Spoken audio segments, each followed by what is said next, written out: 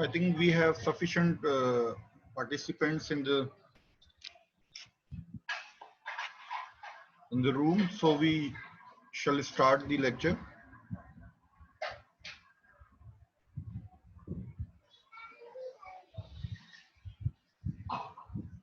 Today's topic is a bit dry, but very, very important as far as your complete dentures or any restoration which deals with the occlusal relationships is important.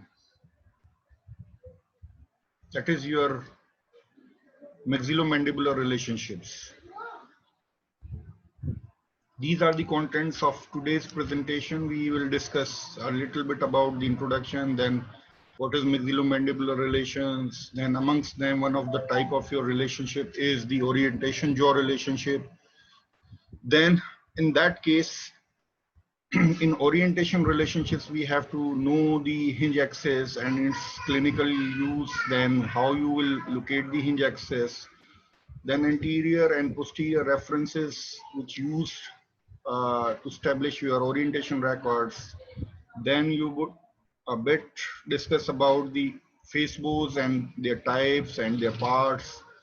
Then what are the clinical steps involved in getting this relationship, the orientation relationship.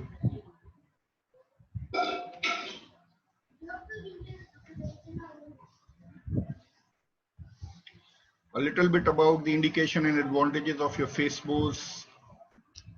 At the end, we will.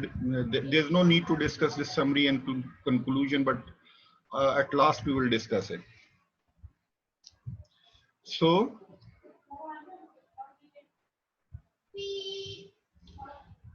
what is stromatognathing system? To simplify the stromatognathing system, we deals with the stromatognathing system on a daily basis. Your muscles, your joint, your teeth, the tissues around your teeth are your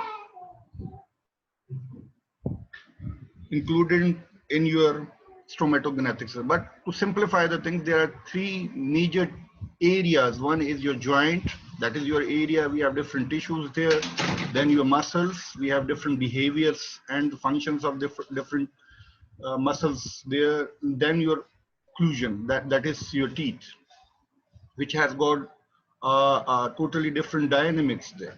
So these all three tissues, these all three components works together in order to have different functions to be performed.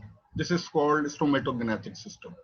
One of the component of your stromatognathing system, if missing and you are trying to reframe it, you are trying to rebuild it, and if it is not matching up with the system there, ultimately you would have some disharmony, and that disharmony may be responsible for the so many type of your complaints, like your denture is not going to be stable, your prosthesis is not going to be functional, it may cause some pain there. There's so many complaints you might have there if one of your component is not fitting into that particular area with the perfection there. So to understand these tissues and their behaviors and their dynamics is very, very important. So as we are doing in your complete dentures, we are trying to establish one of the component of your missing stromatognathing system, that is your occlusion, and we are trying to establish the occlusion. Until and unless we don't know how to establish your occlusion, what are the dynamics of your occlusion, what are the theories, what you want to achieve, and how you will achieve those objectives, you are not be able to have a functionally stable prosthesis in your patient's mouth. So why the jaw relationships, what is the jaw relationship, or why it is important? We know that we have two different tissues. One is your maxilla and other is your mandible. Maxilla is fixed, but your mandible used to move in a space there. And this movement of your mandible is, you can categorize this movement into two different groups. One is your functional movement and other is your Non-functional movement. Functional movement is that movement which is responsible for different functions. For example, you are speaking, you are masticating your food. These are the functional movements there. But if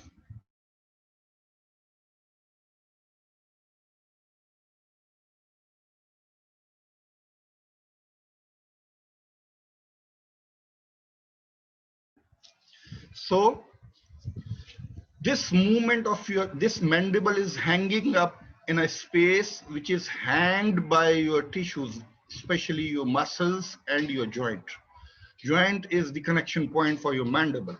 So this relationship of your mandible can be categorized into three different dimensions. One is where its orientation is there in relation to your cranium or your maxilla. And second thing is how vertically, how much gap must be there in order to establish your occlusion. And third is what should be the anterior posterior relationship of your maxilla in relation to your mandible. These three groups of relationships are categorized under your maxillomandibular relationships, or जिसको आप simplify करके कहते हैं, you used to call it jaw relationship. Past में इसको बिस्क relationships भी कहते थे. आप लोग जो इसमें टर्म यूज करते हैं, बाइट का केस है थर्ड ईयर के अंदर. Every case is a bite case. Bite is a term which you use for your maxillomandibular relationships. But nowadays, we do not use that term. That is not a specific term. That is not a scientific term. Scientific term is your maxillomandibular.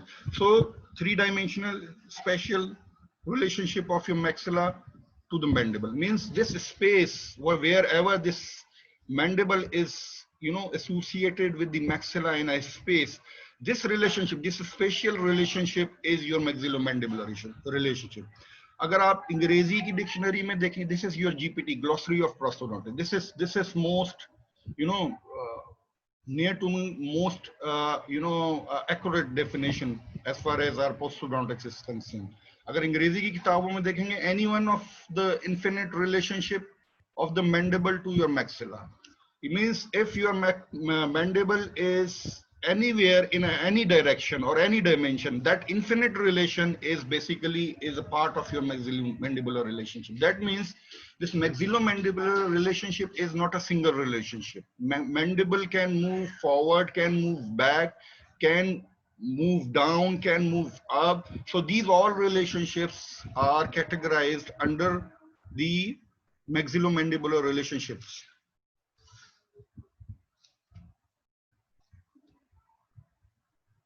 So these are the types of your maxillomandibular relationship. First type is your orientation relation or orientation records. Then you have vertical dimension records, जिसको आप vertical dimension भी कहते हैं. उसमें we have different categories of your records there.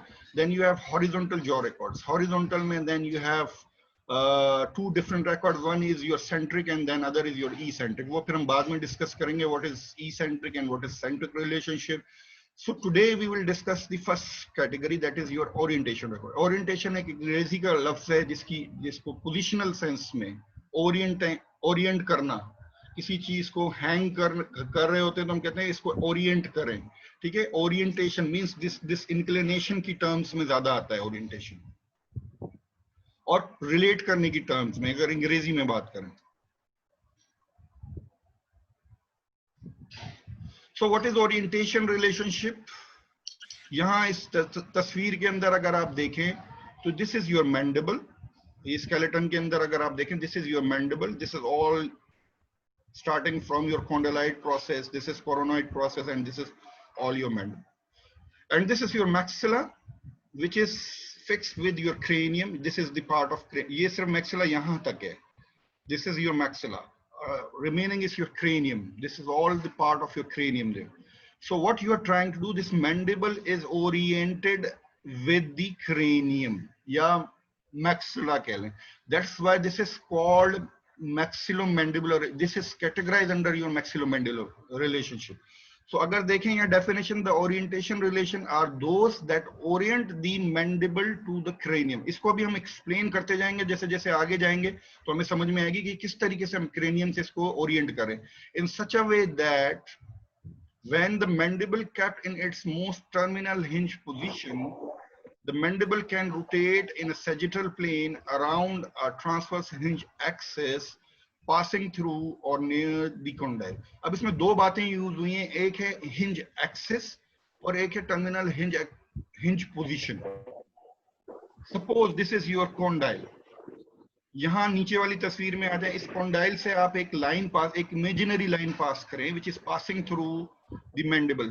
बेटा करण, ये अपने आप को म्यूट कर लो, तो मैं कर देता हूँ. So this condyle, if you pass a line from one condyle to other condyle, this is transverse line, and suppose this condyle, whenever you open or close the jaw, this movement is taking place around this axis. ये जो rotation होगी वो इस axis के around होगी. दो बातें हमेशा याद रखें, इस joint के अंदर जिसको हम temporomandibular joint कहते हैं, इसमें दो किस्म की movements हो सकती हैं. One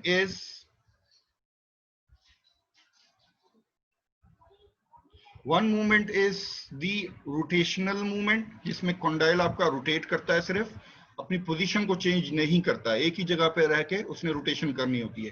second is translatory movement, means जहां पूरी बॉडीली मूवमेंट होती है, head of the condyle joint में डाउनवर्ड और फॉरवर्ड मूव करता है, नीचे की तरफ जाता है और आगे की तरफ जाता है.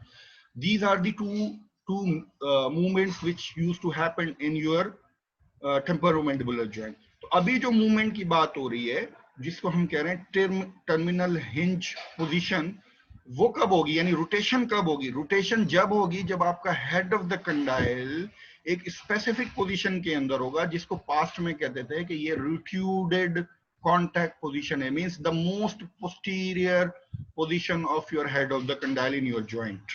ये पास्ट में कहते थे कि सबसे पीछे की पोजीशन है ये, जहां पर हेड ऑफ द कंडाइल आपका होता है, तो तब उस पोजीशन में कंडाइल एक ही मूवमेंट करता है, that is your rotational. Translatory movement नहीं होती. जब ट्रांसलेटरी मूवमेंट होगी, this head of the condyle will left this position and move forward and downward. तो ये दो मूवमेंट है. लेकिन जब आप ओरिएंटेशन रिलेशन की बात करते हैं, तो you need this condyle in its most retruded, जिसको पास्ट में अभी मैं बताऊंगा. अब आजकल इसको रिट्यूडेड पोजीशन नहीं कहते, इसको सीआर कहते हैं, सेंट्रिक रिलेशनशिप. बहरहाल दिस पोजीशन में जहां head of the condyle rotate करे, उसको कहते हैं टर्मिनल हिंज पोजीशन. इस पोजीशन को कहते हैं टर्मिनल हिंज पोजीशन. और ये जो लाइन है, इमेजिनरी लाइन जो पास कर रही है from condyle to condyle, is your transverse hinge axis. इस एक्सिस को ट्रांसवर्स हिंज एक्सिस कहते हैं.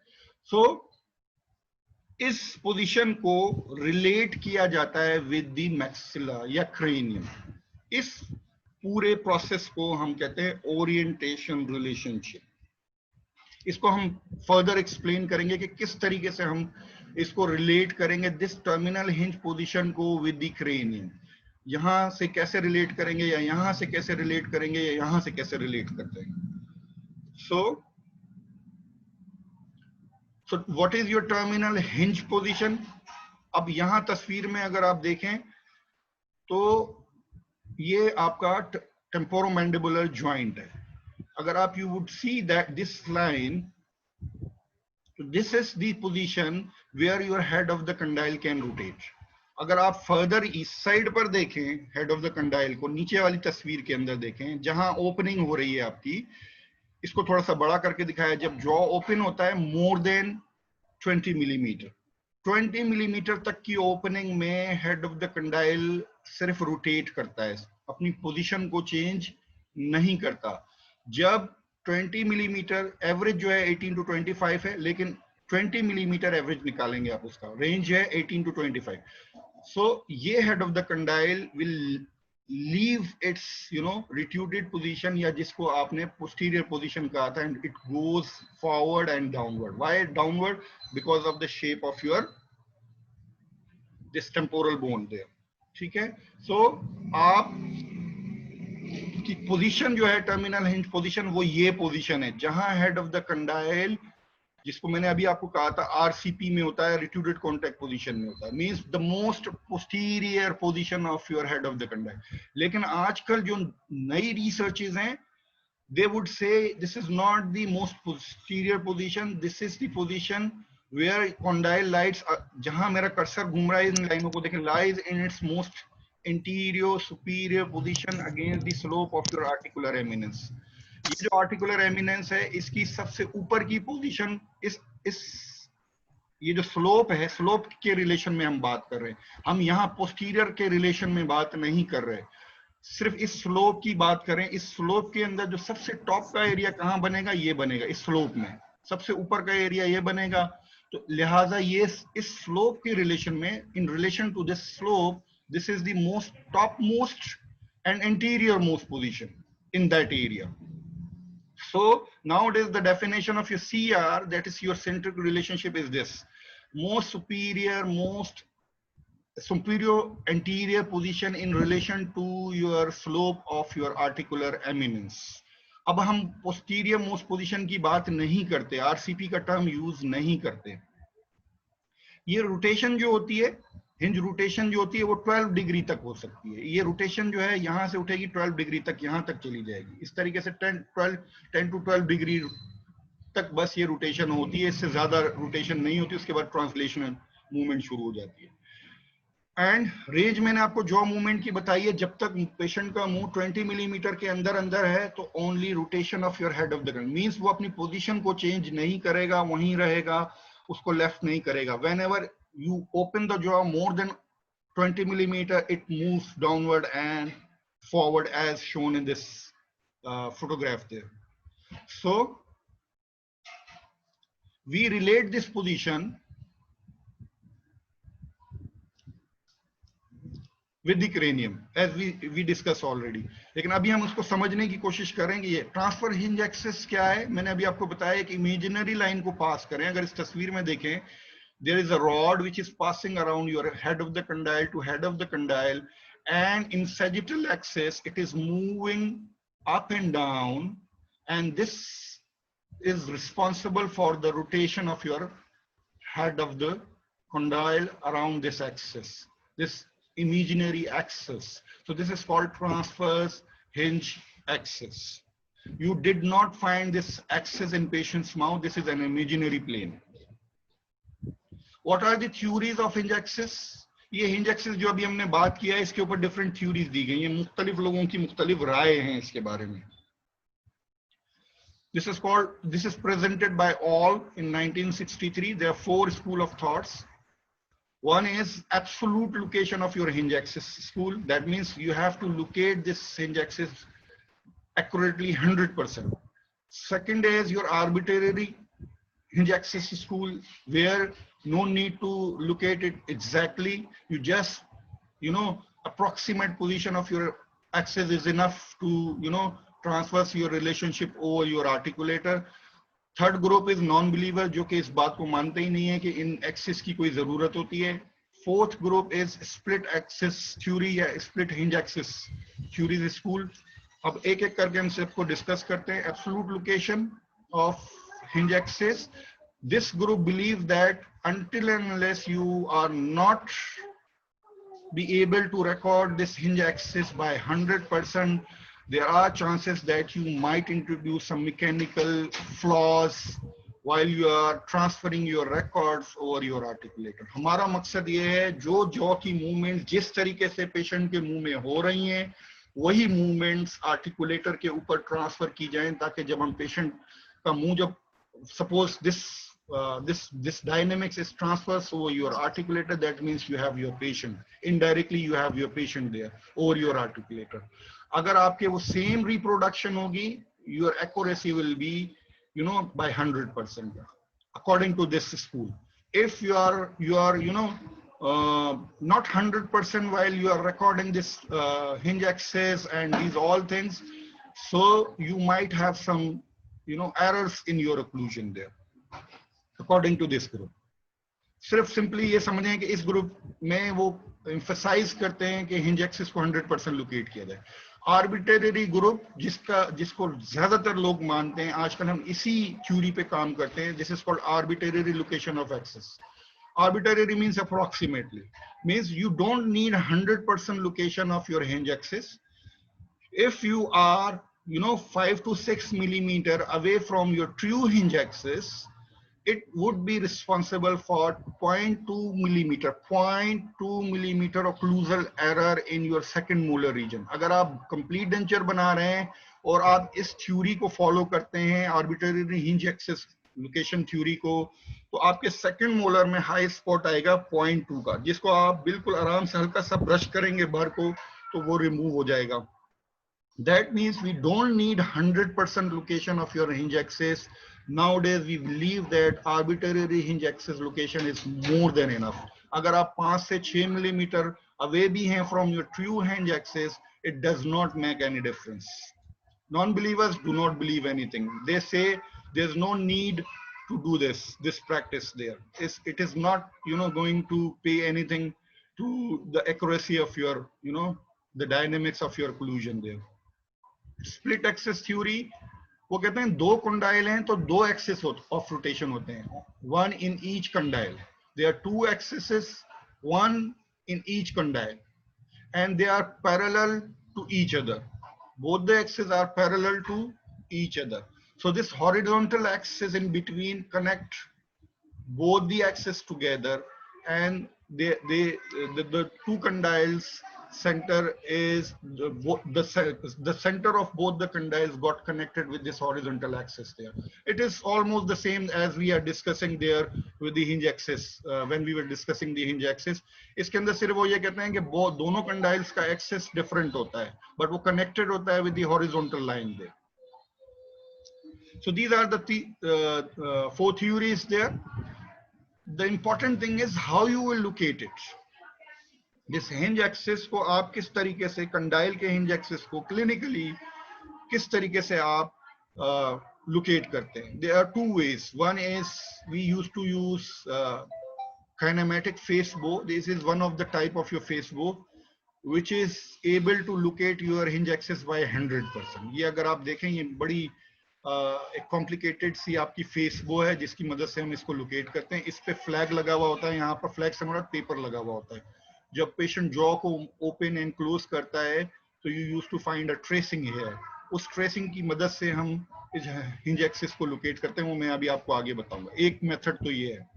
दूसरा मेथड जो कॉमनली यूज होता है उसको कहते हैं आर्बिट्रेरी मेथड. जो हम आज सीखेंगे वो भी यही होगा, आर्बिट्रेरी मेथड. हम ऐसी कोई फेस बो जो हम यूज नहीं करते उसको ज्यादा डिटेल में डिस्कस नहीं करेंगे, क्योंकि आपकी जो काइनेमेटिक फेस बोज हैं वो यूज नहीं होती clinically.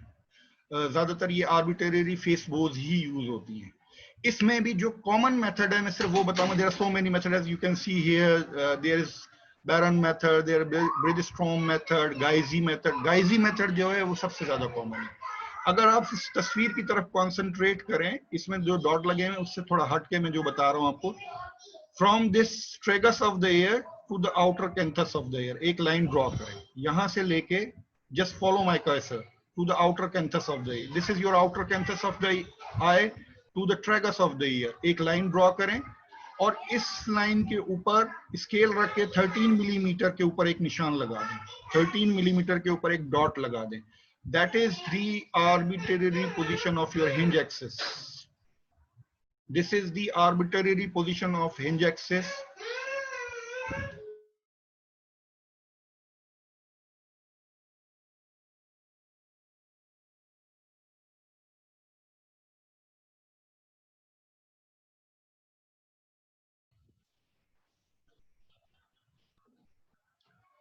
So I think this is very easy to understand. There's one line you have to draw from the outer canthus of the eye to the tragus of your ear, and then 13 millimeter in front of that is the arbitrary position of your head of the condyle. They used to say that your head of the condyle is within the 5 millimeter range there. ये दूसरे methods हैं, ज्यादा आपने आपको confuse करने की जरूरत नहीं है. प्लेन ऑफ ओरिएंटेशन को भी अभी हम डिस्कस करते हैं क्या होता है. We use to use different points for your face. अभी सिर्फ आप दो किस्म के पॉइंट्स होते हैं, one is your posterior reference point. हमने पोस्टीरियर रेफरेंस पॉइंट को डिस्कस किया है, ये आर्बिट्रेरी मेथड की वजह से। ये जो पॉइंट हमने लगाया था यहाँ पर, this is your posterior reference point. मैंने आपको बताया कि there are different methods, there are different theories there, but this is the commonest method where outer canthus to your tragus of the ear, middle ले लें या top part ले लें, उस पे से आप 13 मिलीमीटर आगे एक निशान लगा दें, this is your posterior reference point. अब हम देखते हैं कुछ एंटीरियर रेफरेंस पॉइंट भी यूज होते हैं। मिसाल के तौर पर इस जगह को अगर नेसियोन को देखें, दिस इज योर नेसियोन, ये भी यूज हो सकता है, या इंफीरियर बॉर्डर ऑफ योर आई, ये जो ये रेम होती है आपकी आई के नीचे की बॉर्डर की, ये भी यूज हो सकती है, जिसको इंफ्रा ऑर्बिटेल कहते हैं, ठीक है। या सी पॉइंट जो यहां दिखाया गया है वो बी से 7 मिलीमीटर नीचे होता है। आप पहले बी पॉइंट को लोकेट करें, उससे स्केल रख के 7 मिलीमीटर नीचे एक निशान लगाएं। इन सम फेस बोज वो भी यूज होता है इंटीरियर रेफरेंस पॉइंट। या फिर आप एल ऑफ द नोज, ये जो नोज का पोर्शन होता है इसके साथ एक पॉइंट लगा दें यहाँ पर, ये पॉइंट भी यूज होता है एज एन इंटीरियर रेफरेंस। ये इनमें से कोई भी एक पॉइंट किसी भी फेस बो में यूज हो सकता होता है। तो जो भी फेस बो आप यूज करते हैं, we have different type of face bows there. Denar company की आती है, विपमैक्स की आती हैं, हैनाउस की आती हैं, they are different companies which use to fabricate these instruments there. तो वो आपको गाइड करते हैं, जब भी वो इंस्ट्रूमेंट आप खरीदते हैं उसके अंदर आपको सारी गाइडेंस दी हुई होती है कि how you will use this face bow there. But one thing is for sure कि आपका पोस्टीरियर रेफरेंस पॉइंट मैंने आपको बताया या तो वो होगा या एक्सटर्नल ऑडिटरी मेयर्टस होगा, यानी आप इस ईयर के अंदर भी बाज दफा उसके एयर पीस को रखते हैं, उसको भी as a posterior reference point use कर लेते हैं। पोस्टीरियर रेफरेंस यहाँ होगा, एंटीरियर रेफरेंस यहाँ हो सकता है, यहाँ हो सकता है, यहाँ से 7 मिलीमीटर नीचे हो सकता है, या एल ऑफ द नोज पे हो सकता है, या अपर लिप से 43 मिलीमीटर ऊपर एक निशान लगा लें, वो भी हो सकता है। ये these all are the interior reference points. अब ये पोस्टीरियर रेफरेंस पॉइंट हो गया, और ये आपका मिसाल के तौर पर एंटीरियर रेफरेंस पॉइंट हो गया, या ये हो गया, या ये हो गया, या ये हो गया। अब आप इस एंटीरियर रेफरेंस पॉइंट को और पोस्टीरियर रेफरेंस पॉइंट्स को आपस में कनेक्ट कर दें इस तरीके से, या यहाँ से इस तरीके से इसको कनेक्ट कर लें, या यहाँ से लेके इसको कनेक्ट कर लें। सिमिलरली ऑन दिस साइड, ठीक है, ये एक लाइन ड्रॉ कर लें यहाँ से लेके यहाँ तक, यहाँ से लेके इमेजिनरी लाइन ड्रॉ करें। और कॉन्डाइल टू कॉन्डाइल हमारा पास ऑलरेडी हिंज एक्सिस था, जो हमने बात की, एक रॉड है, तो ये एक ट्रायंगल बन जाएगा। ये एक ट्रायंगल बन जाएगा किस तरीके का, जैसे कि इस तस्वीर में दिखाया हुआ है। ये इस तस्वीर में एक ट्रायंगल दिखाया हुआ है जिसको प्लेन ऑफ ओरिएंटेशन कहते हैं। ये इंटीरियर रेफरेंस, सपोज हमने इंफ्रा ऑर्बिटल सबसे ज्यादा पहले यूज होता था, आजकल नेसियोन यूज होता है। यहां से लेके यहां तक एक इस तरीके से लाइन लगाई, यहां से लेके यहां तक ऐसे लाइन लगाई, और पीछे ऑलरेडी हमें पता है हिंज एक्सिस है, तो ये पूरा ट्रायंगल कंप्लीट हो गया आपका।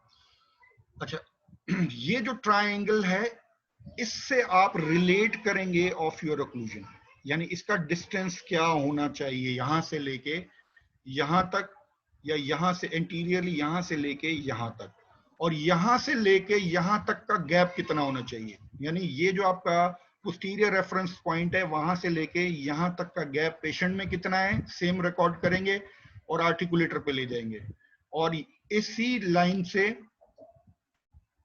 लाइन से यहां तक का नीचे का डिस्टेंस मेजर करेंगे, या रिकॉर्ड करेंगे, मेजर तो नहीं करेंगे, उसमें रिकॉर्ड हो जाएगा, और सेम पेशेंट पे जो होगा वही सेम आर्टिकुलेटर पे चला जाएगा।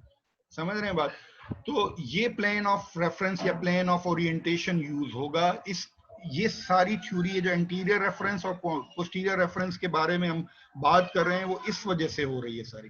उसके लिए एक इंस्ट्रूमेंट यूज करेंगे जिसको हम फेसबुक कहेंगे, वो मैं अभी आपको दिखाऊंगा कि किस तरीके से प्लेन ऑफ ओरिएंटेशन एस्टेब्लिश हो रही है वहां पर। So ये रेफरेंस पॉइंट्स हैं जो अभी मैंने आपको सारे बताए। This is your nasion, this is your infra orbital, this is infra orbital -7, this is your L of the nose, 43 millimetre above your upper lip is your Denar company की face bow आती है, उनमें use होता है। सो अगर आप देखें इनको पोस्टीरियर रेफरेंस को और एंटीरियर रेफरेंस को कनेक्ट कर दें, एक लाइन बना दें, सिमिलरली अपोजिट साइड पे एक लाइन बना दें, तो ये एक ट्रायंगल बन जाएगा जिसको प्लेन ऑफ ओरिएंटेशन कहेंगे। ये यहां पर वही प्लेन ऑफ ओरिएंटेशन या आपका सारा कुछ दिखाया हुआ है किस तरीके से प्लेन ऑफ ओरिएंटेशन बन रही है यहाँ पे। इससे फिर आप रिलेट करेंगे अपनी ओक्लूजन को।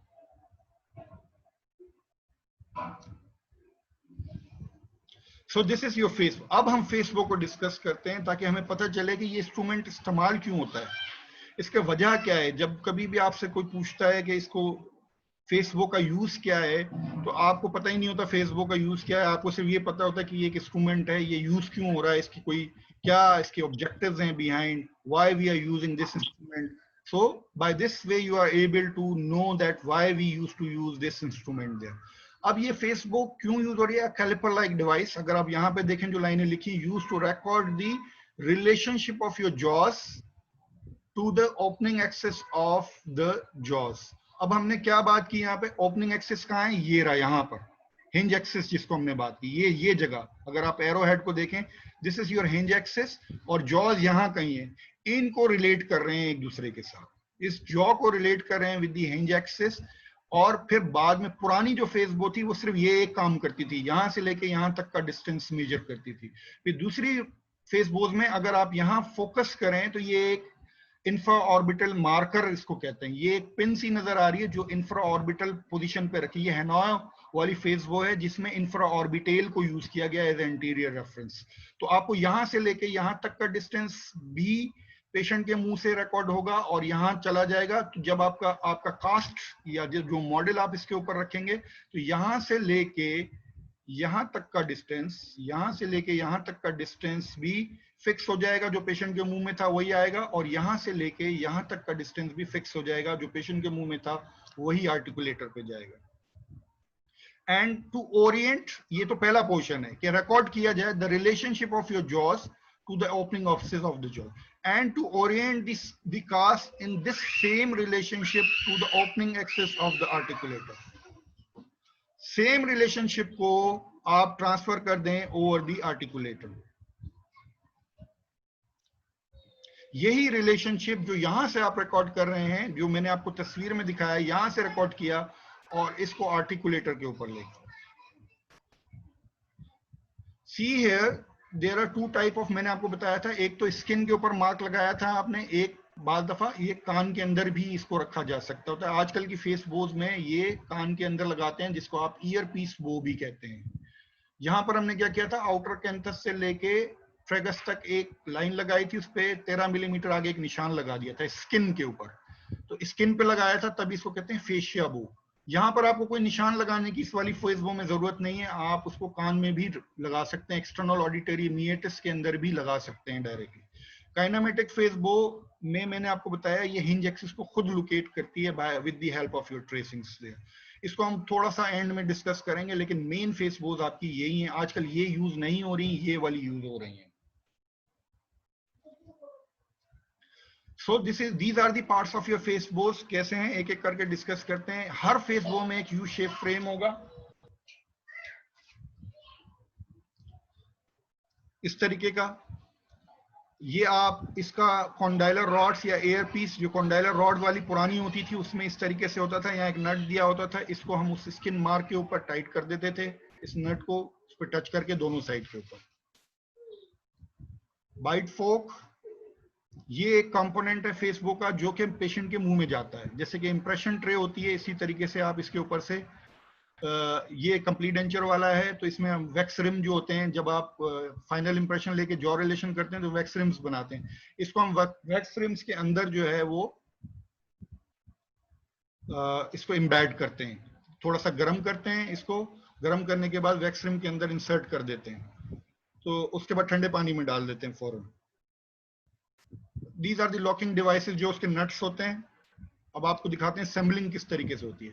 वो जो बाइट फोक थी वो ये पेशेंट के मुंह में गई है, जैसे कि आप इंप्रेशन ट्रे डालते हैं पेशेंट के मुंह में और उसके ऊपर मटेरियल लगाते हैं, इसी तरह से अगर वो कंप्लीट डेंचर का पेशेंट नहीं है तो आपकी फॉर्क अलहदा होगी, और अगर वो कंप्लीट डेंचर का पेशेंट है तो फॉर्क अलहदा होगी। जो कंप्लीट डेंचर वाली होगी वो वैक्स रिम के अंदर डायरेक्टली इंसर्ट हो जाएगी, उसमें आपको कोई मटेरियल यूज करने की जरूरत नहीं पड़ेगी। लेकिन अगर आपका पेशेंट डेंटेट है तो फॉर्क के ऊपर आप रेड के कॉम्पो लगाएं, इलास्टोमर लगाएं, या एल्यू वैक्स एक आती है, स्पेशल किस्म की वैक्स होती है, वो लगा के पेशेंट के मुंह में इंसर्ट करें और उस पे 0.5 मिलीमीटर इंडेंटेशन ले लें आप, दांतों की जो होती है 0.5 मिलीमीटर तक जाए, पूरा कंप्लीट लेने की जरूरत नहीं है उसको, सिर्फ इंडेंटेशन आ जाए।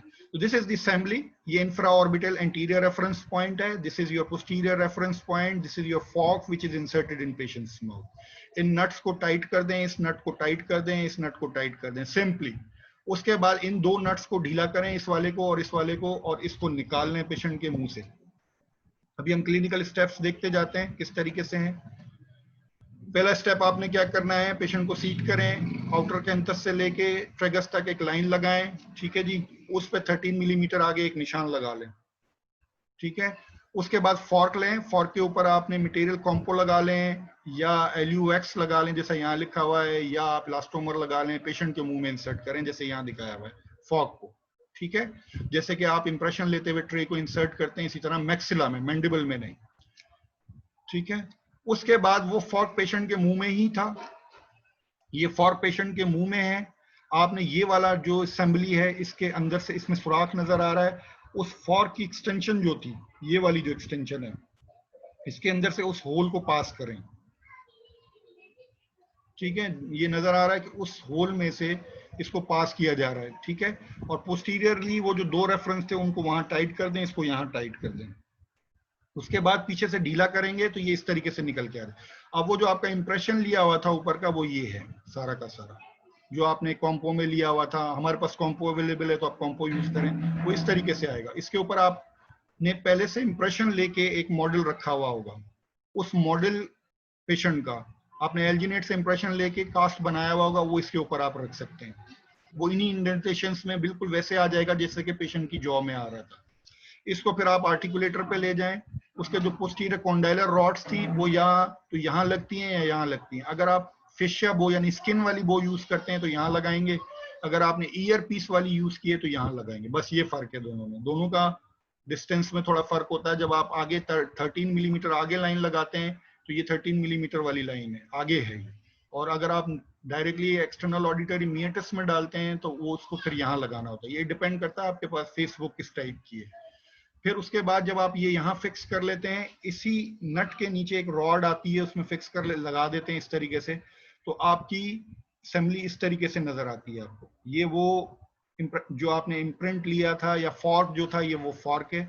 इस फॉर्क के ऊपर अगर आप यहाँ देखें तो मॉडल रख दिया है इन्होंने आर्टिकुलेटर पे, और यहाँ पे भी यहाँ ये नजर आ रहा है आपको मॉडल रखा हुआ। उसी जो आपने कॉम्पो का इंप्रेशन लिया हुआ था, ये फॉर्क के ऊपर ही है सारी चीजें। सिर्फ यहाँ पर आपके पास इसको नीचे रेस्ट देने के लिए, to have this stable there, this rod is added there, ठीक है। ये ऑलरेडी कंपनी ने दिया। तो सॉफ्ट प्लास्टर को मिक्स करें, इस मॉडल के ऊपर डालें and then close the article. इस आर्टिकुलेटर का ऊपर वाला कंपोनेंट जो है ये आप ऊपर उठा सकते हैं, बंद कर सकते हैं, but once you add on this plaster close it down, ठीक है। इसको नीचे बंद कर दें, बिल्कुल नीचे जाके ये रॉड टच करनी चाहिए इस टेबल के ऊपर जाके। जो आर्टिकुलेटर का एक कंपोनेंट होता है, इसको हम कहते हैं anterior guidance table. This is called anterior guidance table. Posterior guidance ये है आपकी, इंटीरियर गाइडेंस ये है, ये आपकी वर्टिकल डायमेंशन रॉड है आपकी, जिससे आपका वर्टिकल स्पेस आता है। These are the mounting disc, ये जो डिस्क नजर आ रही है this is called mounting disc, जिसपे आप माउंट करते हैं कास्ट को। एक अपर में होती है, एक लोअर में होती है, ठीक है। दिस इज कॉन्डाइलर स्लॉट भी कहते हैं, कॉन्डाइलर गाइडेंस भी कहते हैं, वैसे ज्यादातर इसको कॉन्डाइलर स्लॉट का वर्ड यूज है। दिस इज योर कॉन्डाइल, ये जो एक बॉल सी नजर आ रही है इसको कॉन्डाइल कहते हैं। सो ये कंडाइलर एनालॉग है, this is not condyle, condylar analogue. इसके ऊपर एक नट दिया हुआ है, इस नट को आप इस तरफ मूव करें, इस तरफ मूव करें तो ये स्लॉट का एंगल चेंज हो जाएगा, ये हॉरिजॉन्टल भी हो सकता है। तो this would be determine from patients mouth. पर इस वक्त जब आप फेस वो कर रहे हैं, इसको जीरो पे रख दें। यहाँ पर कुछ रीडिंग्स दी हुई होती हैं, वो रीडिंग आपकी जीरो होनी चाहिए, जीरो पे करके आप फेस को ट्रांसफर करें। So this is clinical earpiece bow. वो आपकी जो दिखाई थी वो फेशिया बो थी। ईयर पीस बो में क्या होता है, ये देखें कान के अंदर, यहाँ सिर्फ फर्क ये है कि यहाँ कान के अंदर आपने एक्सटर्नल ऑडिटरी मीटस के अंदर पोस्टीरियर रेफरेंस को रखा हुआ है। यहाँ यहाँ नेसियोन यूज किया गया है। अगर इस तस्वीर पे देख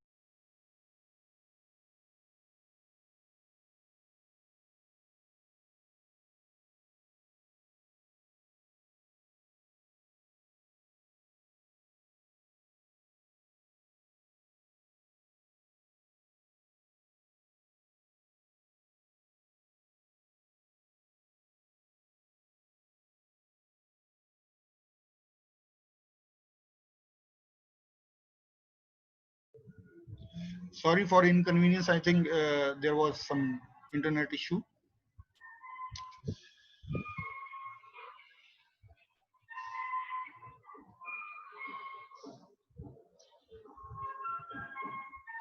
So this was about the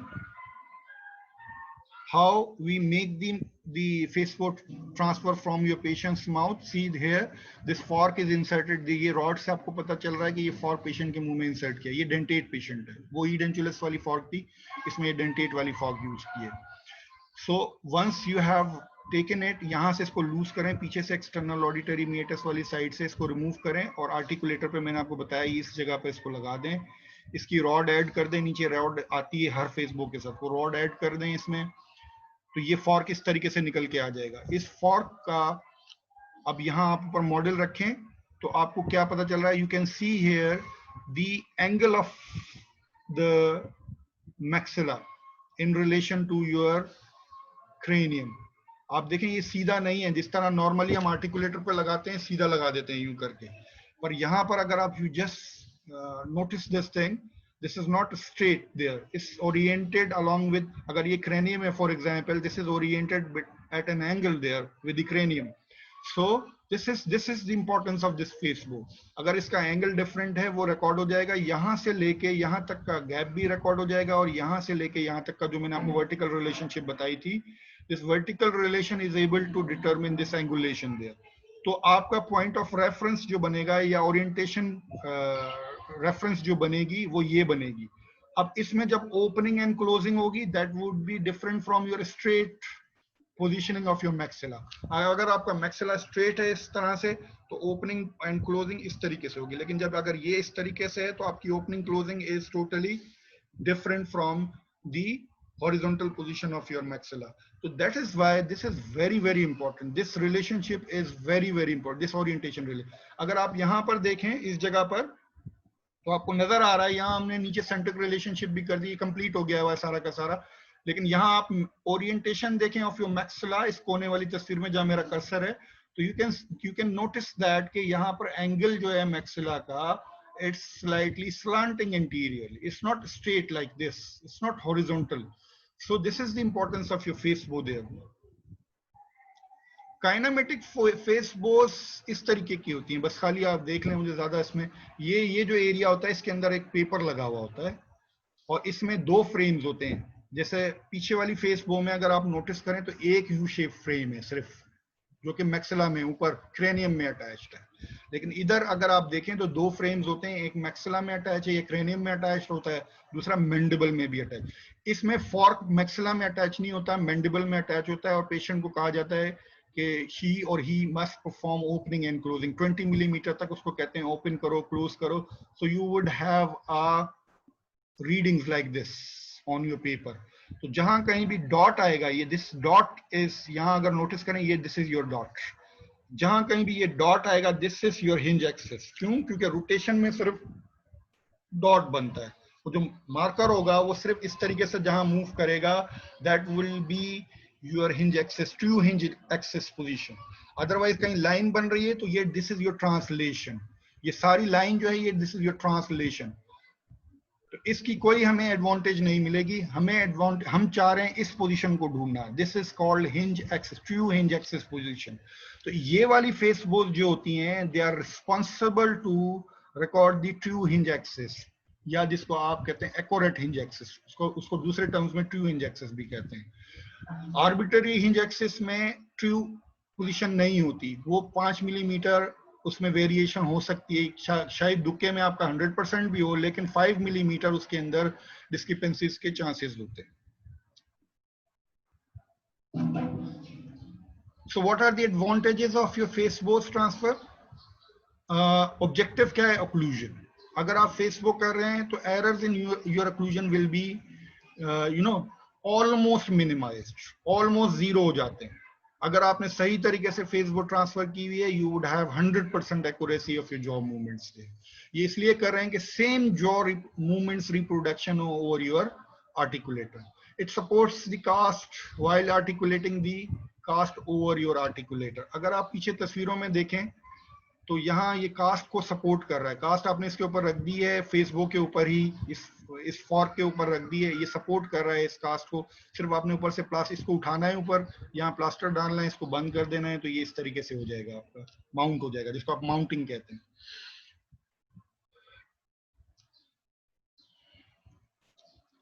OD can be change without patients recall. अच्छा, एक बात हमेशा जहन में रख लें, जब कभी हम एज ए प्रोस्थोडोंटिस्ट काम करते हैं तो आपको बाद दफा ऐसा होता है, यू हैव टू इंक्रीज और डिक्रीज द वर्टिकल डायमेंशन। कभी कभी ऐसा भी करना पड़ता है। फॉर एग्जांपल, एक एट्रिशन का पेशेंट आ जाता है आपके पास। एट्रिशन में हमें पता है दांत जो होते हैं वो घिस जाते हैं। एट्रिशन की वजह से the height of your teeth is going to reduce down and your jaw used to get more close with it. So in that case you have to open the jaw to its original position. उसको आपको दोबारा खोलना होता है अपनी position पे ले जाने के लिए। So how much you need to increase it, you can diagnose from your patient's jaw. हमारे पास different techniques है, अभी हम आगे जाएंगे vertical relations करेंगे, उसमें different techniques हैं जिसे हम diagnose करते हैं कि how much the deficiency is there. For example, if it is 5 millimeter, 6 millimeter or 7 millimeter, whatever the deficiency is there, तो आपको पता है कि you have to compensate this 7 millimeter while you are making a crown, bridge or a complete denture or whatever the prosthesis you are going to make for that particular patient. So how you will increase the vertical dimension? One way is that you go for face bow record and you can increase it over your articulator.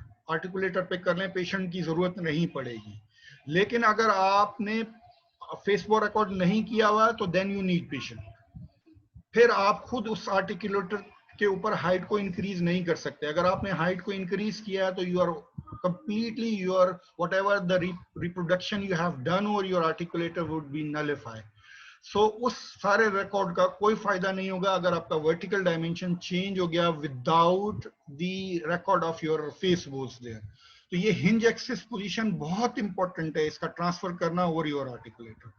This would give you accurate programming of your articulator. ये तो हमने पहले से बात की थी जब हमने इंट्रोडक्शन किया था कि अगर आपको प्रोग्रामिंग चाहिए 100% ऑफ योर आर्टिकुलेटर तो आपको 3 किस्म का रिकॉर्ड चाहिए, orientation, vertical and horizontal.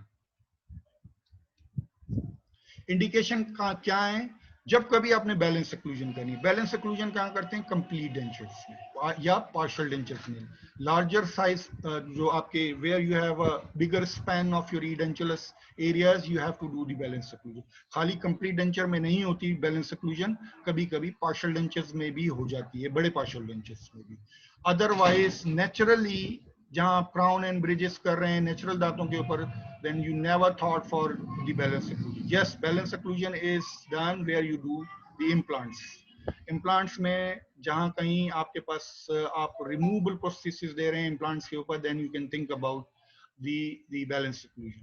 Then full mouth rehabilitation cases means where you have to deal with all of your, means the complete occlusion you would re-establish. This is called full mouth rehabilitation, where you need to change the vertical dimension, where you need to change the centric relationship, then this is called full mouth rehabilitation. So वहाँ full mouth rehabilitation में wall to wall porcelain कर रहे हैं या आप complete dentures लगा रहे हैं या आप partial denture और crown and bridges का combination कर रहे हैं, then you need face bow records. When OVD is to be changed, जहाँ पर आपने occlusal vertical dimension या vertical dimension को change करना है, then you need फेस बो record. Diagnostic mounting and treatment planning, जब आपने ट्रीटमेंट प्लान करना है या डायग्नोसिस करनी है उसमें भी आपको चाहिए, you want to know the exact occlusion of your patient, how the opening and closing is happening there, or how much the space between your teeth is there, then you can do the diagnostic mounting. Then obtained a satisfactory occlusal scheme like in crown and bridges। अक्सर हम देखते हैं लोग opposing दांतों को grind कर रहे होते हैं नेचुरल दांतों को, क्यों? क्योंकि आपके पास एग्जैक्ट ओक्लूजन स्पॉट ऑन जो आपका ओक्लूजन होती है वो नहीं बन पाती। Why? Because we just send the models to the laboratory. हम कोई रिकॉर्ड नहीं करते, ना फेसबुक करते हैं, ना हम सेंट्रिक रिलेशनशिप करते हैं। हमने ऊपर और लोअर का कास्ट भेज दिया, उसके पास लेबोरेटरी में, और लेबोरेटरी वाला बना के भेज देता है whatever the static relationship he want to establish. We don't want only static relationship. Static relationship is the one relationship जब जहां वो दांत मिल रहे हैं, लेकिन दांतों ने तो मूव भी करना है, लेफ्ट राइट भी जाना है, आगे पीछे भी जाना है जब मैस्टिकेशन होगी। So you need cusp angles, you need inclines of your cusp to be settled down in a proper way। वो चीज नहीं हो पाएगी। वो कब होगी? जब आप फेस फॉरवर्ड करें, वर्टिकल डायमेंशन करें, सेंट्रिक रिलेशनशिप करें, सारा करके भेजेंगे तो तब होगा। Occlusal correction after the denture processing. आपका क्लूजन में अगर फॉल्ट्स आ गए हुए हैं, क्लूजल फॉल्ट्स हैं, उसको भी आप करेक्ट कर सकते हैं with the help of doing this all of your procedure there.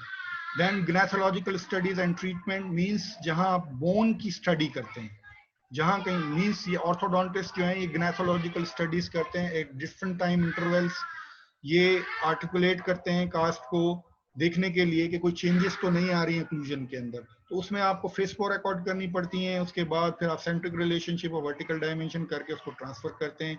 बाद दफा आपको ऑर्थोग्नेथिक सर्जरीज करनी होती हैं, उसमें भी फेस फॉर रिकॉर्ड्स होते हैं, वो मैंडेटरी होते हैं। Then you use to record the occlusal records. Thank you for patience listening and a bit inconvenience in between.